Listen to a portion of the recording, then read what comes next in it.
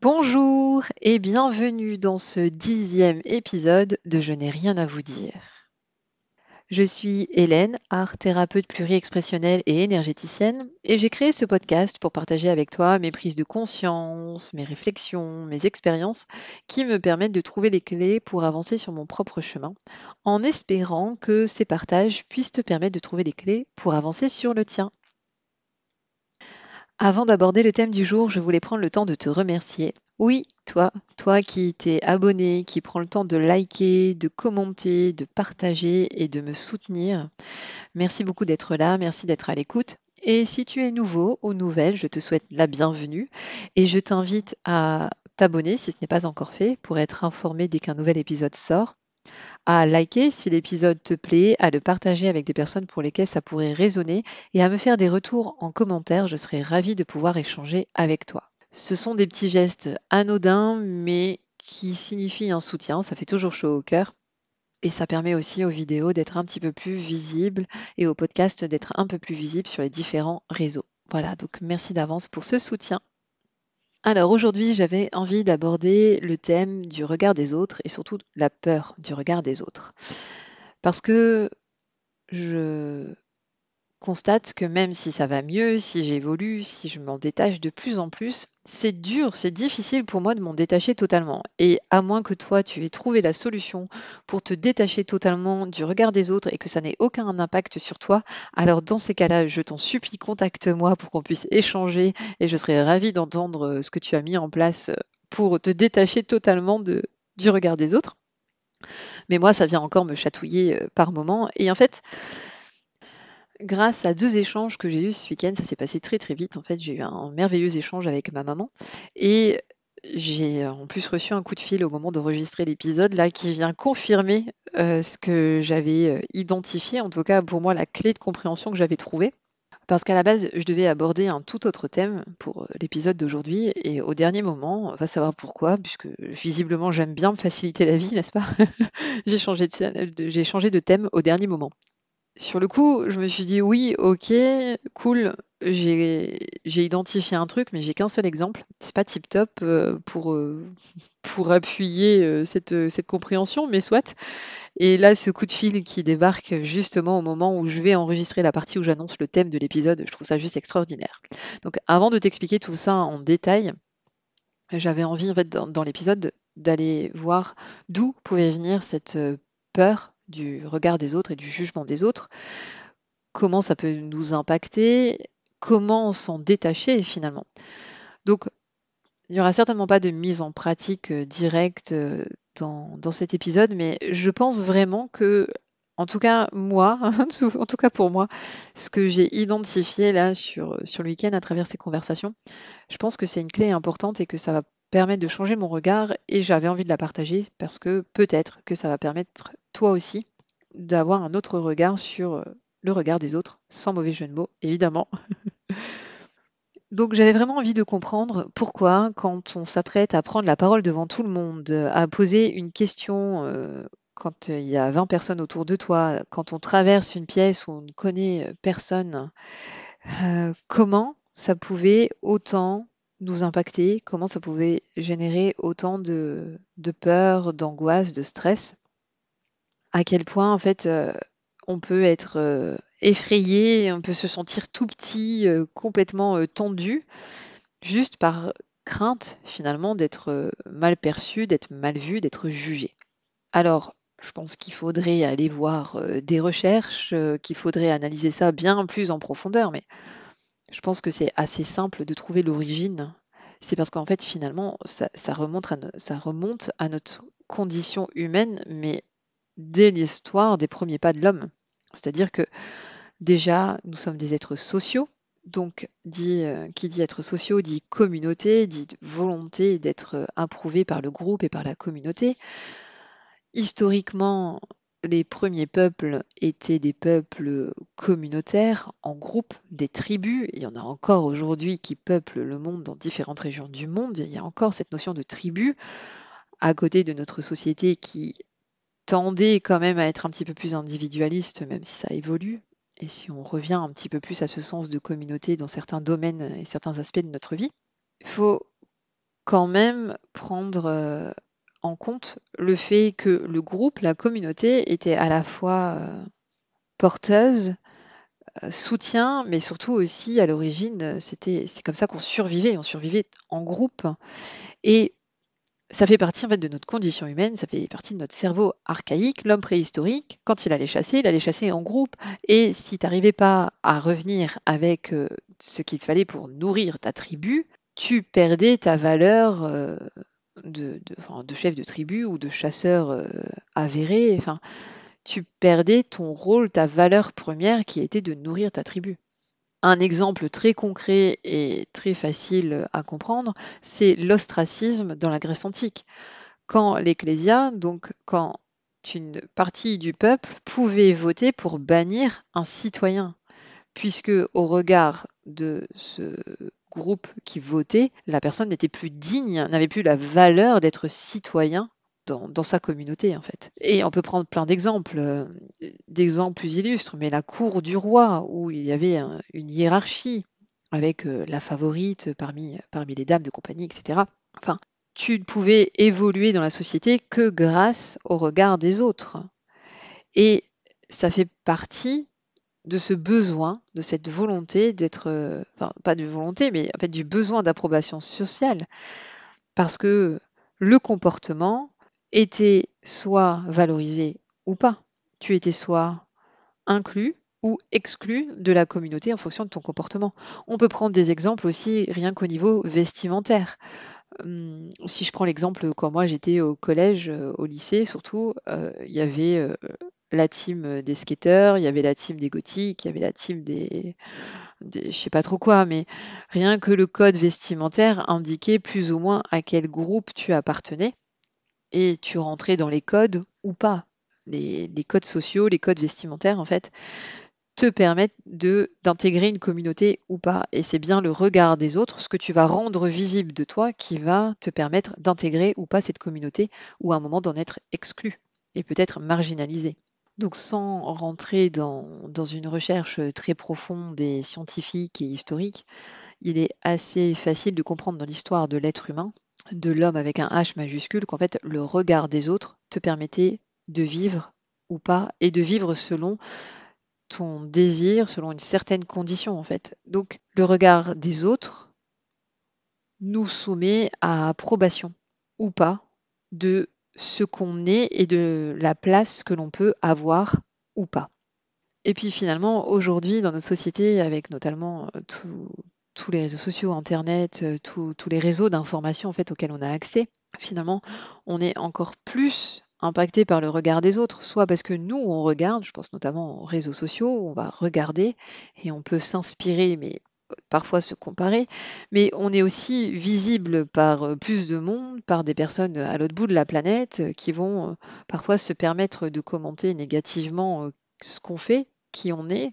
Il y a cette exigence de performance, de répondre à des codes sociaux, à des critères. On peut citer les critères physiques pour les hommes et pour les femmes, ceux qu'on met en avant dans les magazines, dans les pubs, sur les réseaux, dans les films, dans les séries. En fait, finalement, ces critères, ces codes qui nous sont donnés en permanence, transmis en permanence, qui sonnent comme une injonction. En fait, tu veux être accepté, tu veux atteindre tel niveau dans la société, voilà comment tu dois être et voilà comment tu dois agir. Et dès que tu sors des codes, tu sens le regard des autres et le jugement. Je vais prendre un exemple tout bête, mais ce week-end, je suis allée à un salon du bien-être avec une amie et on discutait à un moment avec un intervenant qui nous expliquait comment fonctionnait ce qu'il proposait là, parce qu'il y avait justement une personne qui était en train d'expérimenter. Donc ça se passait avec un casque et une lampe, c'était de la luminothérapie un peu plus élaborée que juste celle qui te présente la lumière du soleil pour aller mieux. Mais enfin bref, sans rentrer dans les détails, au moment où on est en train d'échanger, donc on est à trois en train de discuter, et tout d'un coup il y a une dame qui débarque et qui ne prend absolument pas en compte le fait que nous sommes déjà en train de discuter en pleine conversation. Mais limite, c'est comme si elle ne nous avait pas vus en fait. Et elle pose la question à l'intervenant en disant, il y a quoi dans le casque?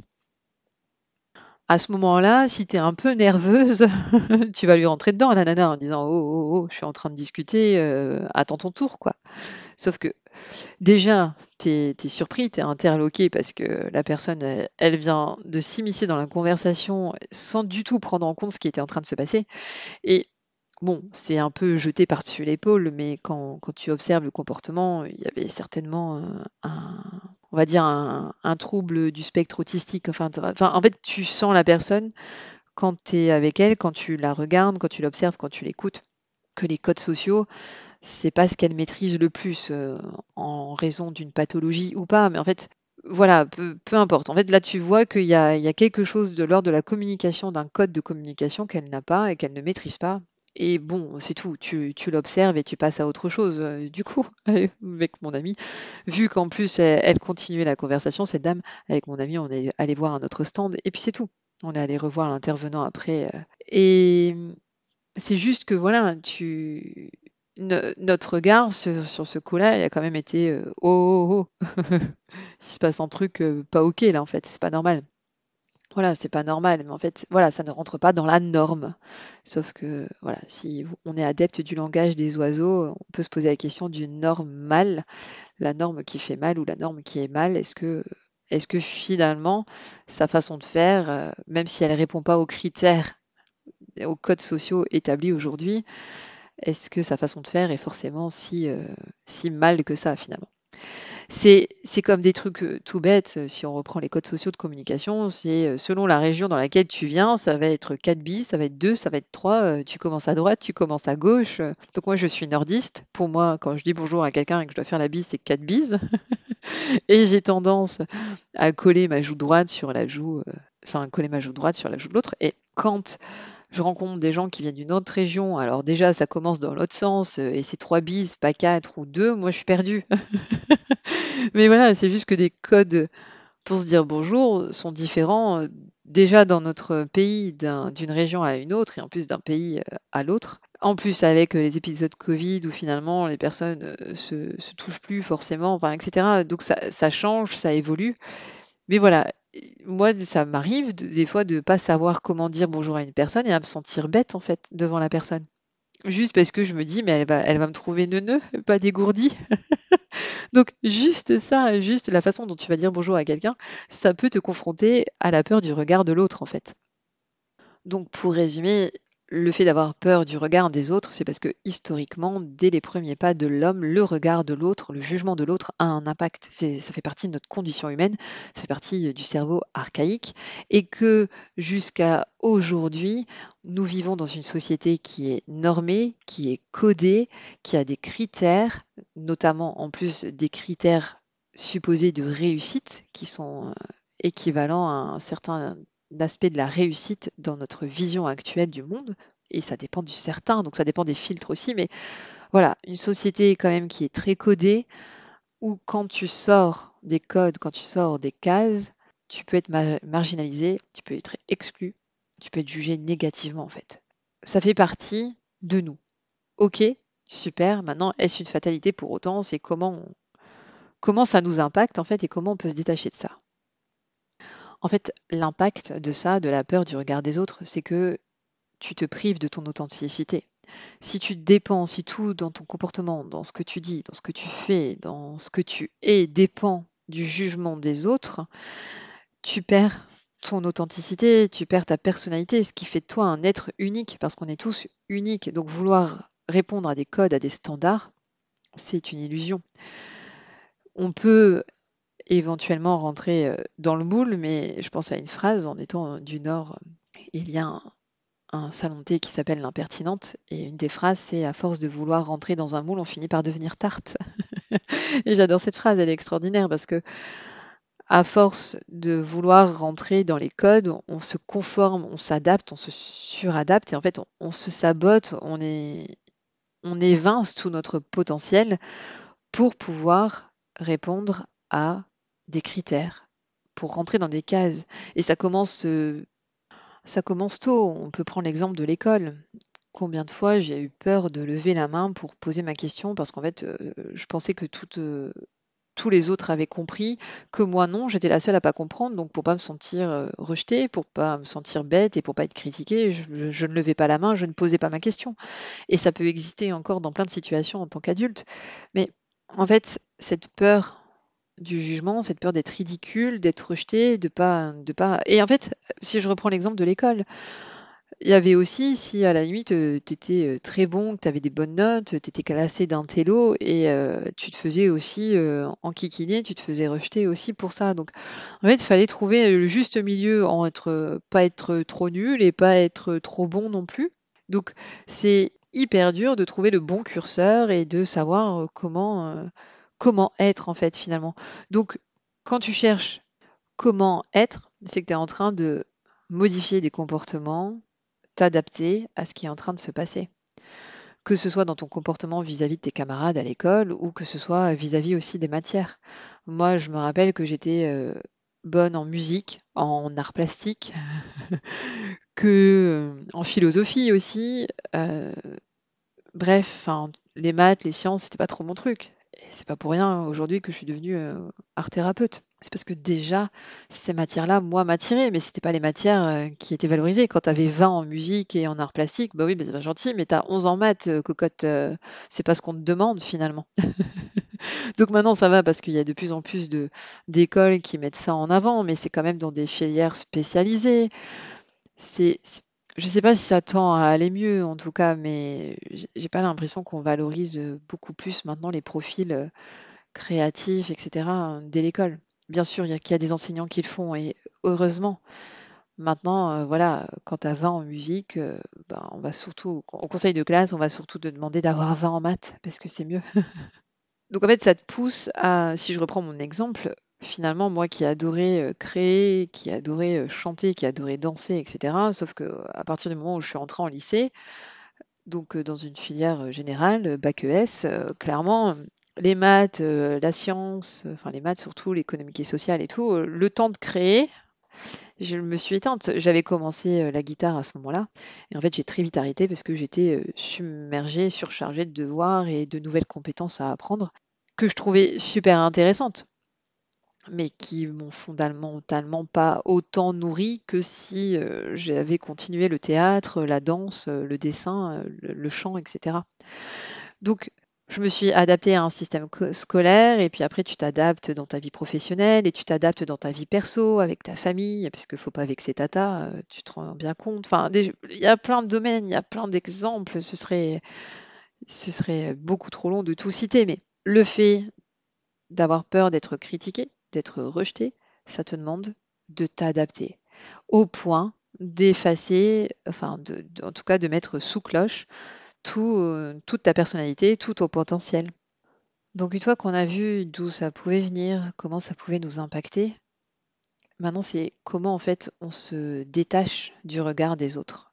Moi, ce que j'ai constaté dans mon expérience, c'est qu'en fait, plus j'ai appris à me connaître, plus j'ai appris à savoir comment je fonctionnais, ce qui me nourrissait, ce qui me faisait plaisir, ce qui venait par contre me chercher, me chatouiller, en fait, plus j'ai eu conscience de moi finalement, moins le regard des autres est venu m'impacter. Alors comme je le disais en début d'épisode, ça vient encore me chercher sur certains points, parce que oui, j'ai encore des choses qui me... Parce que je me connais pas encore à 100%, parce que je me découvre et qu'en plus, quand on évolue, on change, etc. Mais c'est pas quand tu as fonctionné pendant des décennies d'une certaine manière, et qu'en plus ça fait partie de l'histoire de l'humanité de dépendre du regard des autres pour plein de raisons. Bien sûr que ça vient me chercher encore aujourd'hui, mais en fait, plus j'apprends à me connaître, oui, à approfondir ma connaissance de moi, en fait, ce que peut penser le voisin, la copine, ma mère, ça m'impacte de moins en moins en fait. Et j'ai un exemple très concret là-dessus, parce que je l'ai vécu ce week-end. J'ai partagé dans un épisode que j'ai grandi en entendant très régulièrement que j'étais fainéante, que j'étais bonne à rien. Et là, dans une conversation avec ma mère ce week-end, on évoque une situation en particulier qui me concerne et à un moment où elle me dit: «Ah bah, tu pourrais peut-être penser à ci, à ça, machin». En fait, à un moment où elle est en train de projeter ses peurs sur moi et voilà, c'est tout, ça lui appartient. Mais en fait, je lui dis: «Mais maman, là, la solution que tu me proposes, c'est pas OK pour moi, c'est pas possible. Mais en fait, je sais pas te dire comment, mais je vais y arriver en fait. Je vais réussir». Et là, elle me regarde, elle me dit: «Ben oui, parce que t'es pas fainéante». Et à ce moment-là, déjà, je me dis: «Waouh!» C'est pas le discours entendu jusque-là, mais c'est cool de l'entendre. Et je lui dis en fait, ben oui, parce que je pense qu'on peut dire beaucoup de choses de moi, mais je pense qu'on peut dire que je suis courageuse. Et ce que je comprends à ce moment-là, c'est que c'est cool que ma mère le reconnaisse aussi. Sauf que ce qui a changé à ce moment-là, c'est que moi, j'avais plus besoin qu'elle le reconnaisse. J'avais plus besoin de lui prouver.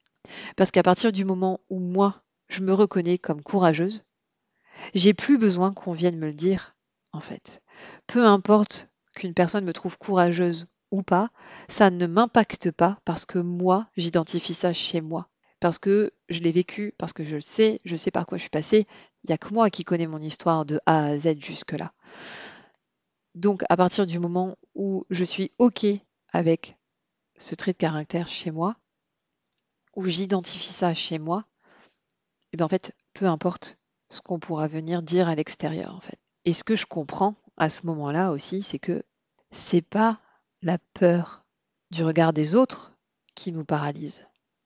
C'est pas le jugement des autres qui nous impacte.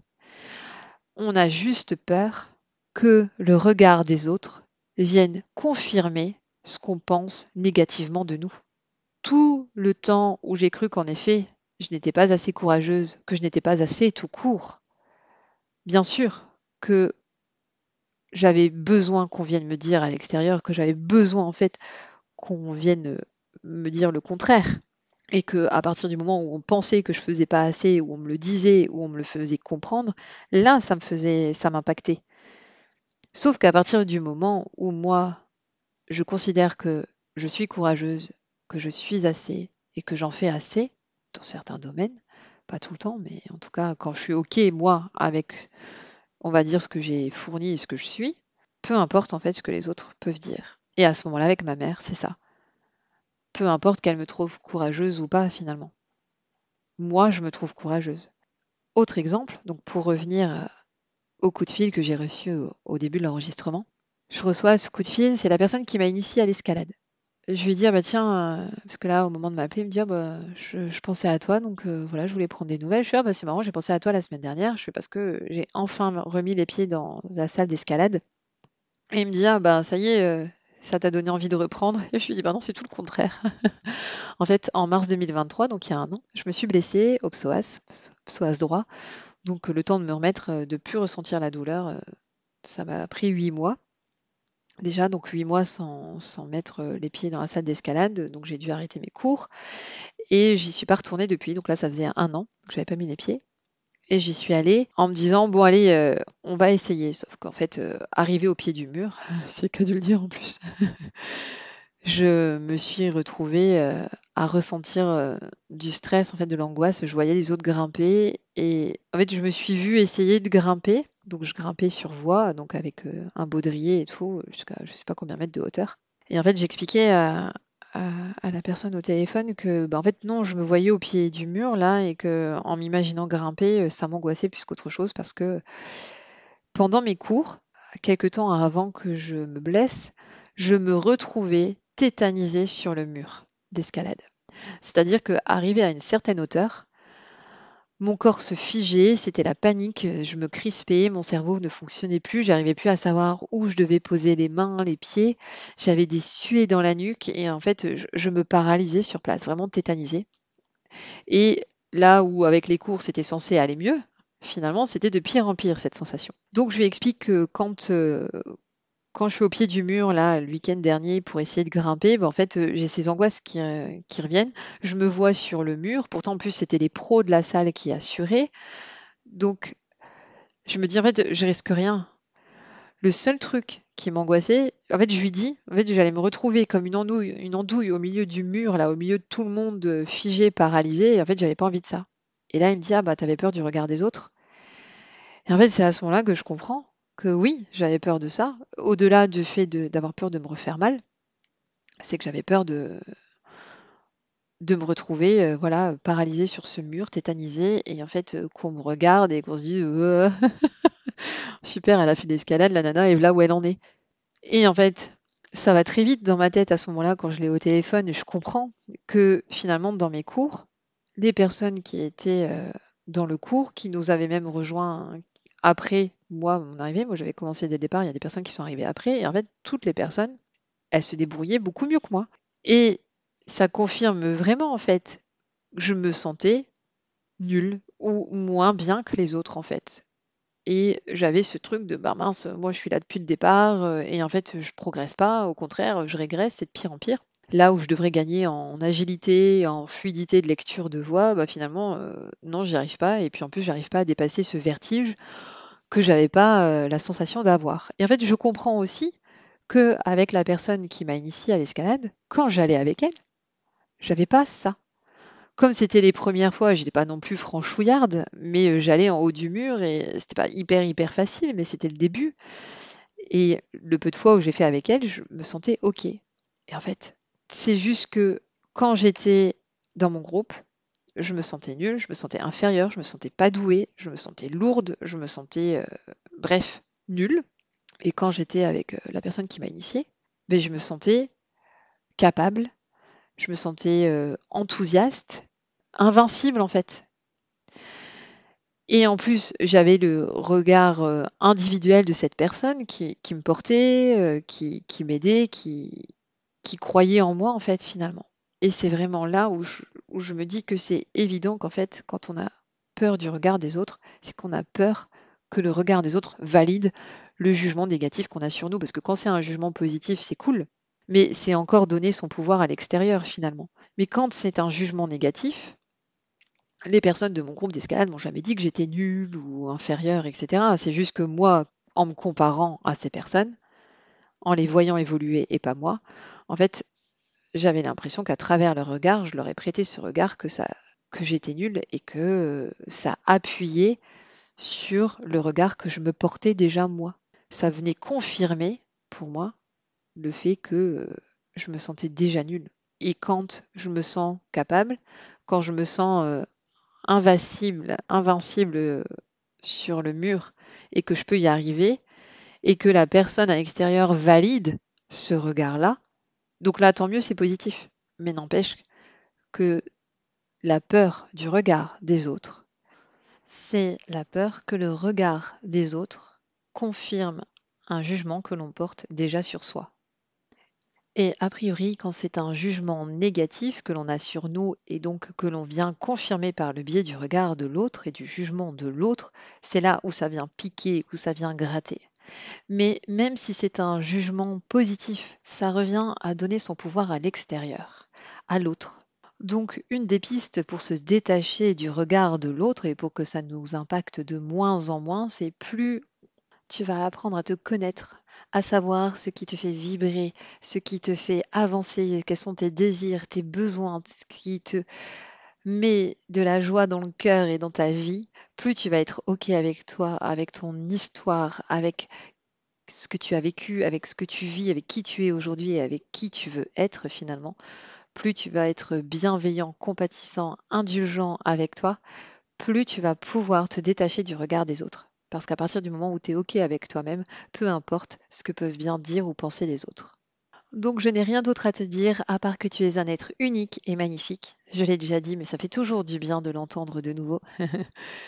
Et je t'invite à porter sur toi le regard le plus doux et le plus bienveillant qui soit. Allez, à la semaine prochaine!